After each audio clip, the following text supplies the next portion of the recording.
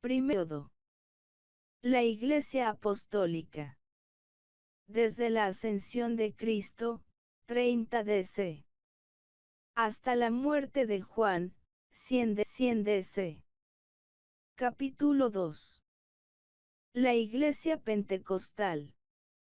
Desde la ascensión de Cristo, 30 DC.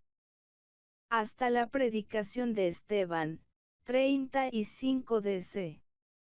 La Iglesia cristiana en toda época, ya sea pasada, presente o futura, ha consistido y consiste en todos los que creen en Jesús de Nazaret como el Hijo de Dios, que le aceptan como Salvador personal de su pecado y que le obedecen como a Cristo, el príncipe del reino de Dios sobre la tierra. La Iglesia de Cristo comenzó su historia como un movimiento mundial el día de Pentecostés, a fines de la primavera del año 30 DC. 50 días después de la resurrección de nuestro Señor y 10 días después de su ascensión. Durante el ministerio de Jesús, sus discípulos creyeron que Él era el tan esperado Mesías de Israel, el Cristo. Estas dos palabras son idénticas. Mesías, palabra hebrea, y Cristo, palabra griega. Ambas significan el ungido, el príncipe del reino celestial. Sin embargo, aunque Jesús aceptó este título de sus seguidores inmediatos, les prohibió que proclamasen esta verdad al pueblo en general hasta que resucitase de entre los muertos. Durante los 40 días que siguieron a su resurrección les mandó, antes de que comenzaran a predicar su evangelio, que esperasen el bautismo del Espíritu Santo. Después de recibirlo serían sus testigos por todo el mundo. En la mañana del día de Pentecostés, mientras los seguidores de Jesús, 120 en número, estaban congregados orando, el Espíritu Santo vino sobre ellos de una manera maravillosa. Tan vívida fue la manifestación, que vieron descender lenguas de fuego de lo alto que se asentaron sobre la cabeza de cada uno de los presentes. El efecto de este hecho fue triple. Iluminó sus mentes, les dio un nuevo concepto del reino de Dios, que no era un imperio político, sino un reino espiritual donde el Señor ascendido, aunque invisible, gobernaba activamente a todos los que le aceptaron por la fe. Y les dio poder al impartir a cada miembro un fervor de espíritu y un poder de expresión. De modo que su testimonio era convincente para quienes lo escuchaban. Desde aquel día, este Espíritu Divino ha morado en la Iglesia como una presencia permanente. No en su organización ni maquinaria, sino como posesión de cada verdadero creyente conforme a la fe y consagración de cada uno. Desde el día en que se derramó el Espíritu Santo, el natalicio de la Iglesia cristiana, a la confraternidad de los primeros años se le ha llamado la Iglesia Pentecostal. La Iglesia empezó en la ciudad de Jerusalén y es evidente que se limitó a aquella ciudad y a sus alrededores, durante los primeros años de su historia. Por todo el país, y sobre todo en la provincia septentrional de Galilea, había grupos de personas que creían en Jesús como el Mesías Rey. Sin embargo, no nos ha llegado ninguna constancia de su organización ni reconocimiento como ramas de la Iglesia. Las sedes generales de la Iglesia en esa época primitiva, eran el aposento alto en el monte de Sión y el pórtico de Salomón, en el templo. Todos los miembros de la Iglesia Pentecostal eran judíos y hasta donde podemos percibir. Ninguno de los miembros ni aun los de la Compañía Apostólica, soñaban al principio que los gentiles podrían admitirse como miembros. Quizá imaginaron que el mundo gentil algún día se convirtiera en judío y después aceptara a Jesús como el Cristo. Los judíos de esa época, eran de 3 clases y todas estaban representadas en la iglesia de Jerusalén. Los hebreos, eran los que sus antecesores habían habitado por varias generaciones en Palestina y eran de pura raza israelita. Al idioma que tenían se le llamaba la lengua hebrea, que en el curso de los siglos había cambiado del hebreo clásico del Antiguo Testamento a lo que se le ha llamado un dialecto arameo o sirio-caldeo. Las escrituras se leían en las sinagogas en el hebreo antiguo, pero un intérprete las traducía, frase por frase, en el lenguaje popular. Los judíos griegos o helenistas eran judíos descendientes de la dispersión. Es decir, judíos cuyo hogar o cuyos antecesores estaban en tierras extranjeras. Muchos de estos se establecieron en Jerusalén o en Judea y se constituyeron sinagogas para sus diversas nacionalidades. Después que Alejandro Magno conquistó el Oriente, el idioma griego se convirtió en la lengua principal de todos los países al este del mar Adriático y hasta cierto punto aún en Roma y por toda Italia. Debido a esto, a los judíos de ascendencia extranjera se les llamaban griegos o helenistas.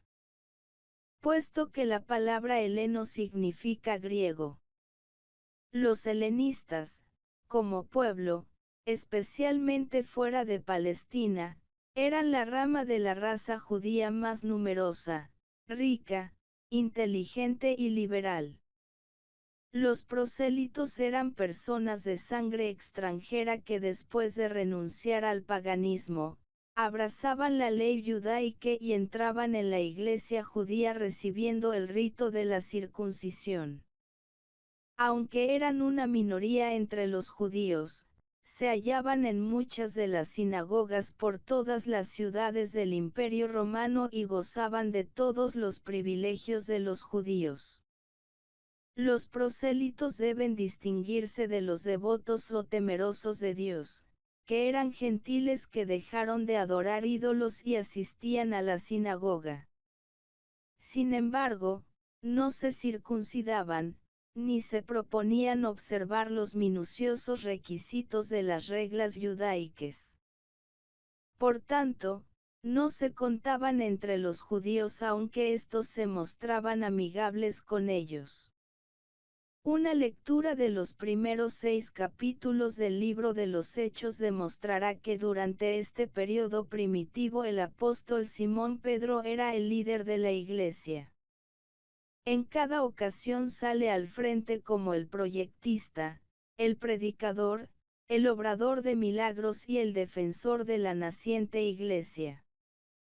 Esto no se debía a que Pedro fuera papa o gobernante divinamente nombrado, sino que era el resultado de su prontitud en decidir, su facilidad de expresión y su espíritu de líder.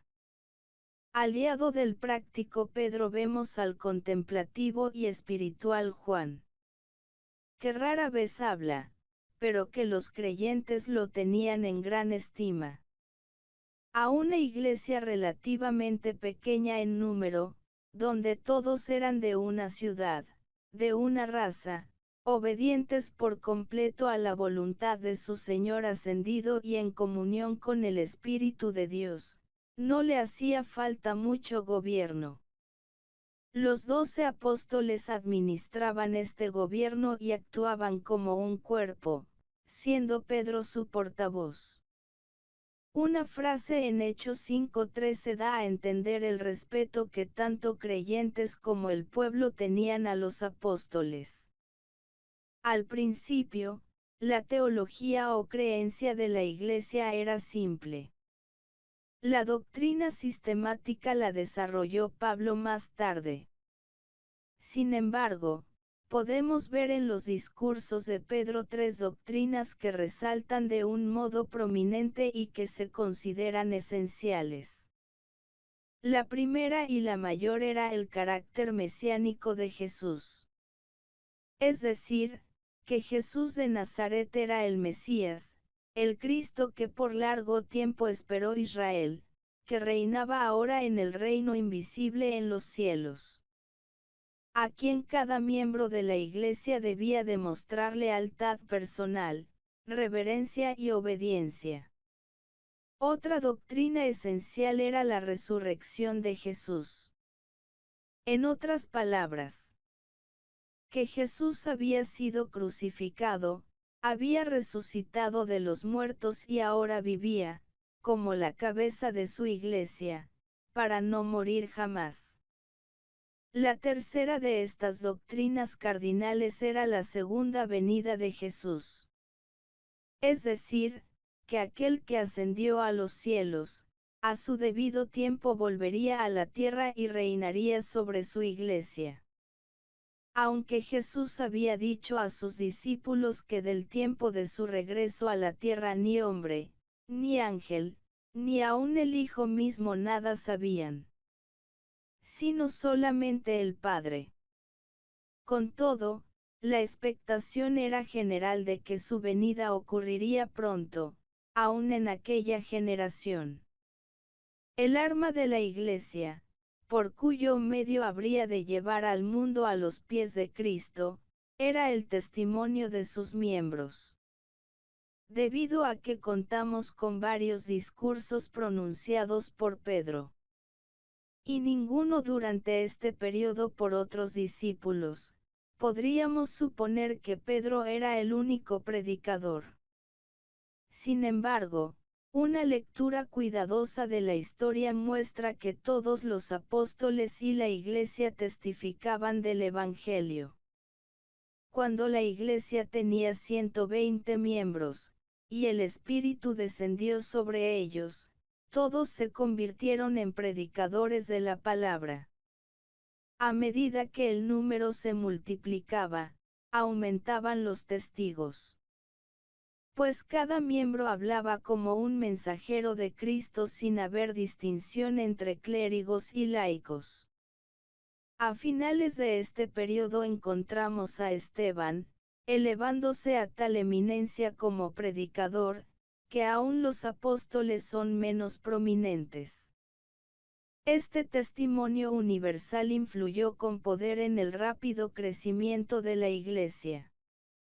Al principio de este grandioso esfuerzo, este puñado de gente sencilla necesitaba ayuda sobrenatural. Pues se proponía, sin armas ni prestigio social, transformar una nación. A pesar que tenía que afrontar los poderes de la Iglesia Nacional y del Estado. Esta ayuda apareció en forma de grandes obras o maravillas. A los milagros apostólicos se les han designado como las campanas que llaman al pueblo a la adoración. Leemos acerca de una obra de sanidad efectuada en la puerta del templo llamada La Hermosa. A esto le sigue de inmediato una multitud que escucha a Pedro y se rinde a Cristo. Tenemos asimismo el relato de un milagro de juicio, la muerte repentina de Ananías y Zafira después que Pedro los reprendiera. Este juicio constituyó una amonestación contra el egoísmo y la falsedad. Leemos del efluvio de poder divino en la curación de muchos enfermos. Este poder no se limitaba a Pedro ni a los apóstoles. También se menciona que Esteban realizó prodigios y milagros. Estas obras poderosas llamaron la atención, motivaron la investigación y abrieron los corazones de las multitudes a la fe de Cristo. El amor de Cristo que ardía en el corazón de esta gente, hacía que también mostrara un amor hacia sus condiscípulos. Una unidad de espíritu, un gozo en la comunión y especialmente, un interés abnegado en los miembros necesitados de la Iglesia.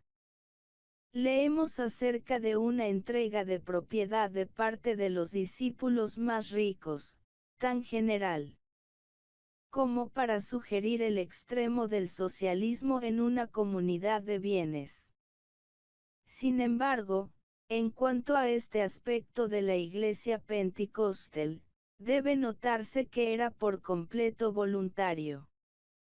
No se hacía bajo la compulsión de la ley, ni los pobres demandaban la propiedad de los ricos, sino que éstos espontáneamente daban a los pobres. Se puso a prueba en una comunidad pequeña, donde todos moraban en la misma ciudad. En un conglomerado altamente selecto, todos llenos del Espíritu Santo, aspiraban en su carácter a reproducir los principios del Sermón del Monte. Leemos, además, que esta práctica surgió con la esperanza del pronto regreso de Cristo, a cuya venida las posesiones terrenales ya no serían necesarias.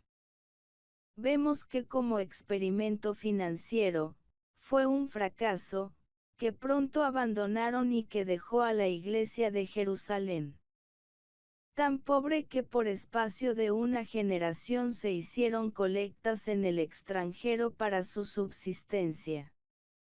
También, que el sistema desarrolló sus propios males morales, como el egoísmo de Ananías y Zafira. Aún estamos sobre la tierra y necesitamos el acicate del interés propio y de la necesidad.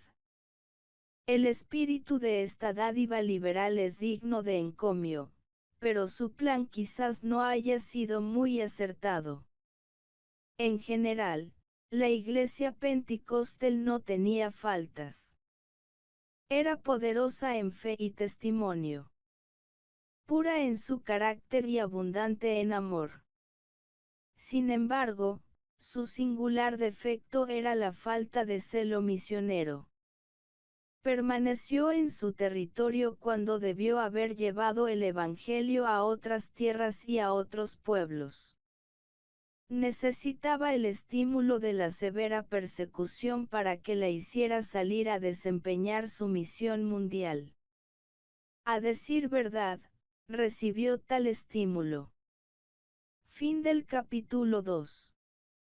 Pronto agregaremos el capítulo 3 que es la expansión de la Iglesia. Esperamos que este audiolibro sea de bendición para tu vida. No olvides en suscribirte. Dios te bendiga.